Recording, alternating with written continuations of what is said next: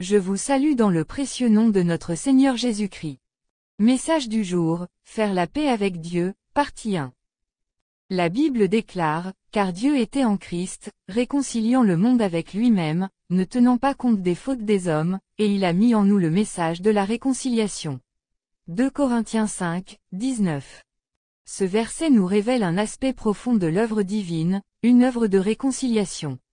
Par l'intermédiaire de Jésus-Christ, Dieu a restauré la relation brisée entre lui et l'humanité. Dans un monde où la séparation et l'incompréhension semblent parfois régner, ce passage nous rappelle que Dieu a pris l'initiative de restaurer cette communion et de guérir les fractures créées par le péché. Ainsi, la première étape pour faire la paix avec Dieu est de reconnaître que, en raison de nos péchés, une séparation existe entre l'humanité et Dieu.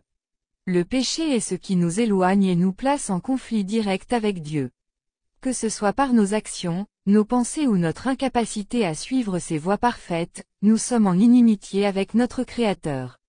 Cette distance n'est pas le désir de Dieu, mais la conséquence de nos choix. Jésus-Christ est venu pour résoudre ce problème et restaurer la relation brisée. Amen. Le second point de cette réconciliation divine réside dans le fait de reconnaître que Dieu était en Christ.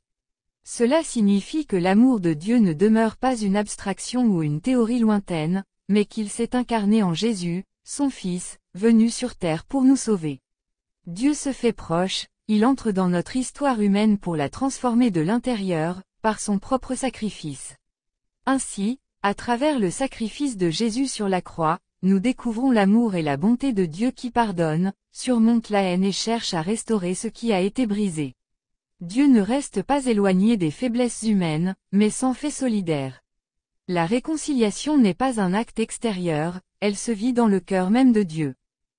La réconciliation avec Dieu est rendue possible grâce à Jésus-Christ, qui, par sa vie, sa mort et sa résurrection, a pris sur lui la punition du péché. Dieu, dans son amour, n'a pas voulu que nous restions séparés de lui. Jésus a payé le prix pour nos péchés, nous offrant ainsi le pardon et la possibilité de réconciliation avec Dieu. En outre, cette réconciliation est un don offert à tous. Cependant, faire la paix avec Dieu exige que nous nous repentions, c'est-à-dire que nous reconnaissions sincèrement nos péchés, regrettions d'avoir agi contre la volonté de Dieu et demandions son pardon. La repentance est un changement de cœur et de direction, où l'on cherche à se détourner du péché et à revenir vers Dieu. C'est par la repentance que Dieu, par Jésus-Christ, réconcilie le monde avec lui-même. Cela montre que Dieu n'a pas réservé la réconciliation à un petit groupe privilégié, mais qu'elle est offerte à tous. Cela inclut ceux qui se sentent trop éloignés de Dieu, trop perdus dans leurs fautes, ou même ceux qui n'ont jamais entendu parler de Jésus-Christ. Dieu ne tient pas compte des fautes des hommes. Le péché, qui aurait dû séparer l'humanité de Dieu à jamais, est pris en charge par Jésus-Christ à la croix du Calvaire. C'est la raison pour laquelle, en tant que chrétiens, nous sommes appelés non seulement à vivre cette réconciliation, mais aussi à témoigner que la porte du pardon est ouverte pour tous. Le message de la réconciliation est une mission pour l'Église, une responsabilité de ceux qui ont expérimenté cette réconciliation. Nous ne sommes pas seulement réconciliés avec Dieu pour notre propre salut, mais nous sommes appelés à transmettre ce message. Le monde autour de nous, souvent fracturé par les conflits, les injustices et les divisions, a besoin d'entendre ce message de paix. En portant ce message de réconciliation, l'Église devient un lieu de guérison et de restauration, une lumière dans les ténèbres. Cela demande de regarder les autres avec des yeux différents, de ne pas les juger, mais de leur offrir cette même grâce que nous avons reçue. La réconciliation commence dans notre propre cœur et doit se traduire dans nos actions et nos paroles. Une fois réconcilié avec Dieu, il est essentiel de vivre selon sa volonté, en cultivant une relation quotidienne avec lui.